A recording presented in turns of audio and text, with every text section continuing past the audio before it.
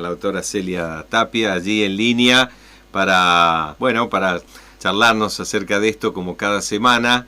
Nos corrimos un día, ¿no? Habitualmente estamos los miércoles por allí, pero hoy estamos...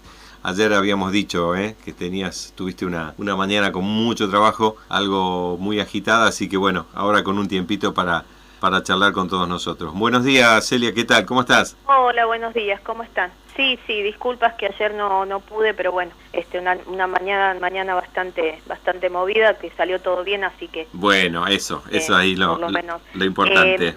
Sí. Bien.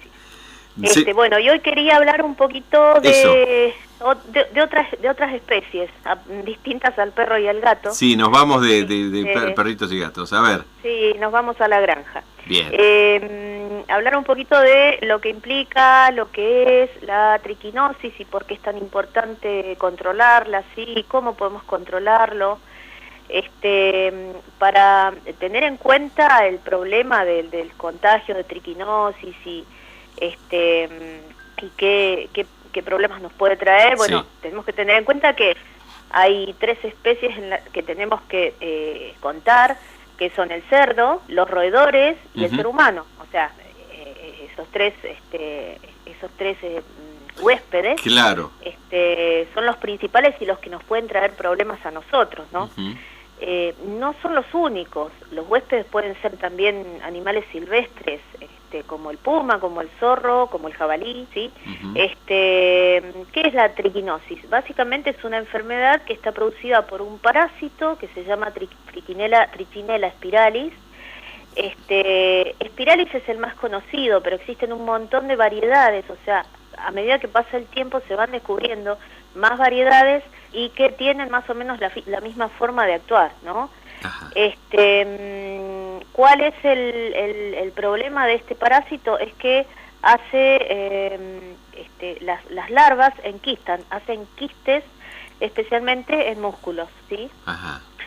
¿Y qué es lo que se puede producir? Bueno, nosotros tenemos que generalmente el que persiste o el que mantiene, uno de los que mantiene la enfermedad en vida silvestre o en vida urbana también, es el roedor, ¿sí? Inclusive los roedores tienen muchas veces costumbre de canibalismo, sí, que es una característica que los asemeja también al cerdo. El cerdo muchas veces puede tener actividades de canibalismo, ¿sí? Eso hace que la enfermedad se pueda perpetuar, ¿sí? Porque una rata que está infestada con quistes de larvas, se la come la otra rata y se infecta, ¿sí?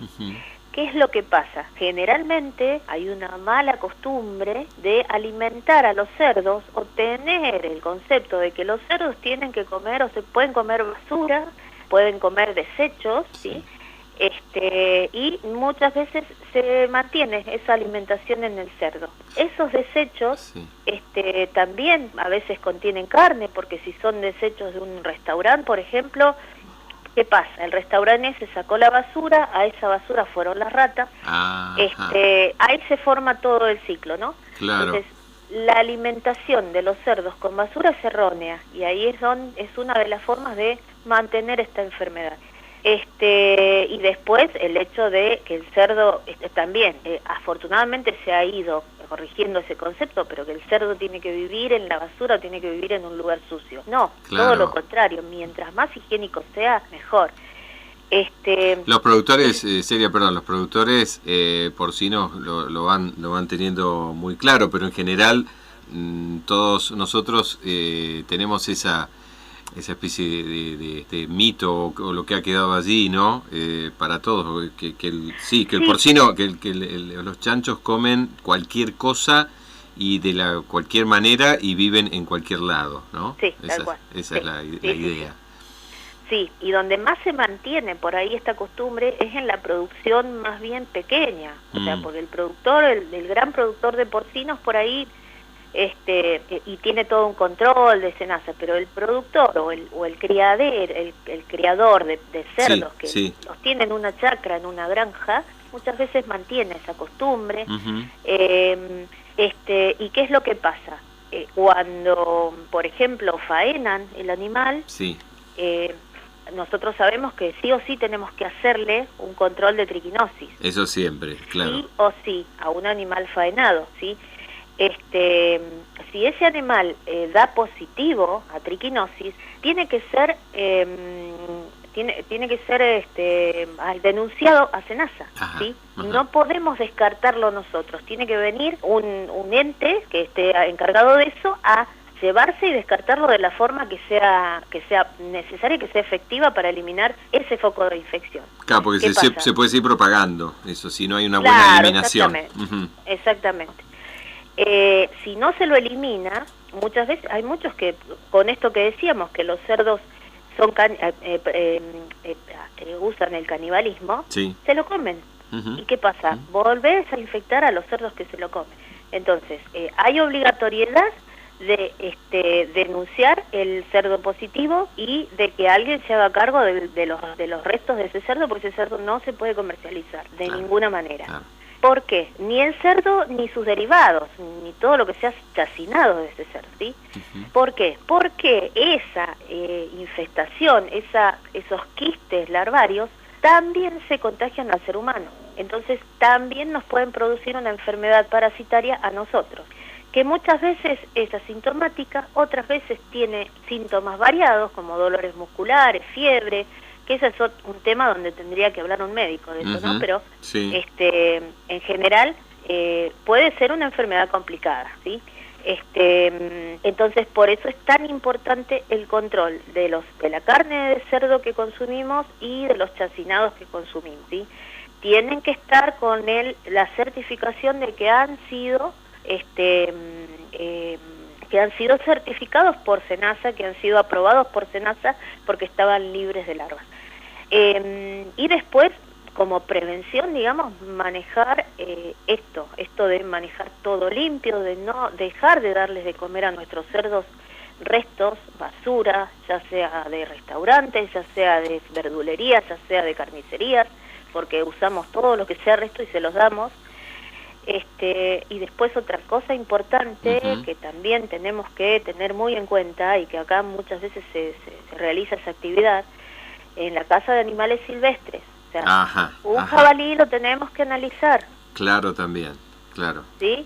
Lo tenemos que analizar, se analizan las mismas muestras que se analizan para un cerdo, pero hay que analizarlo, porque si ese jabalí está infestado, primero tiene que ser desechado y después nos puede infestar a nosotros directamente, porque lo vamos a consumir nosotros directamente, ¿sí? La alimentación de los porcinos, ¿cuál es la más indicada? ¿Cómo hay alimentos balanceados, producidos especialmente? Sí, hay alimentos preparados especialmente. Y hay dietas que se puede consultar y que un veterinario te la elabore, pero porque podés realizar una dieta que vos consideres que es sana, pero limpia. Pero limpia, no de la basura. Claro. La ventaja que tiene el cerdo es que es omnívoro, o sea, come de todo, es como nosotros. Come de todo, puede comer de todo, puede comer de verduras, granos, carne, y generalmente lo que se usa en los criaderos así intensivos, en los criaderos grandes, es todo lo que es granos y balanceado. Eso es lo que se usa para alimentar. Perfecto. Y la otra pregunta, hay que hacer, obviamente antes del consumo hay que hacer el análisis claramente de triquinosis, y estas, porque por allí puede quedar la idea de que si esa carne es absolutamente cocinada, determinados grados matan al parásito. No es así, o sea, no hay que confiar en la cocción de esa carne. No. Es bastante resistente a las altas temperaturas. Claro. Igual que es resistente a la salazón, es resistente al ahumado, ¿sí? Porque muchas veces decimos, bueno, pero si lo vamos a hacer salado, no, la larva es resistente a todos los métodos de conservación de las carnes. Está perfecto. No la mata, ¿sí? Por eso, acá es muy importante la prevención y es muy importante que cumplamos con el control de la carne que es chacinada en nuestra casa o chacinada en nuestra granja o en nuestra chacra, Y que tengamos, si vamos a comprar, chacinados, venimos por la ruta y vamos a comprar chacinados, que esa persona te muestre una certificación de que eso fue analizado. Ah, eso es importantísimo, ¿eh? Sí, ¿no? Sí, eso es muy importante, porque muchas veces no, tenemos lugares que están lejos de todo y no analizan nunca. Claro. Y por más que esté libre, nosotros no sabemos, o sea, por ejemplo, analizar los chacinados no se puede, porque para descartar tenemos que analizar todo el chacinado y no tiene sentido. O sea, un chacinado no te da tampoco la seguridad de que esa carne no haya venido de un animal infestado. Y en los chacinados también podés contaminarte. Yo creo que acá más que nada lo importante es la prevención, mantener la limpieza. Eso es otra cosa. O sea, nosotros tenemos por ahí tenemos cerdos, bueno, no les damos basura, pero vamos a tener un depósito de alimentos. Sí. Mantengamos ese depósito de alimentos limpio, ordenado, siempre vigilado, porque también tenemos que tratar de que los roedores no sean llamados por el olor o por todo lo que hay alrededor. O sea, mantener limpio de roedores y libre de roedores todo lo que sea lugar de crianza de cerdo. Perfecto. Porque también puede ser un factor contaminante, ¿sí? Claramente. Ahí te están avisando algo. Del ladrido, digo. Ah, sí. No sé si te están esperando. Bien. Sí, quieren salir. Ah, bien, quieren salir. Completo. Perfecto, Celia, ahí completo entonces bueno. el panorama de qué se trata, de realmente considerarlo, de estar atentos y bueno, un conocimiento mayor de algo que, bueno, hace mucho tiempo que está presente, pero a veces justamente no tenemos o no tenemos la información o no tomamos conciencia de la importancia de estos cuidados, ¿no? Sí, más que nada yo creo que es importante eso, el conocimiento, saber de qué estamos hablando porque si esto se puede minimizar con la prevención, o sea, y no es difícil.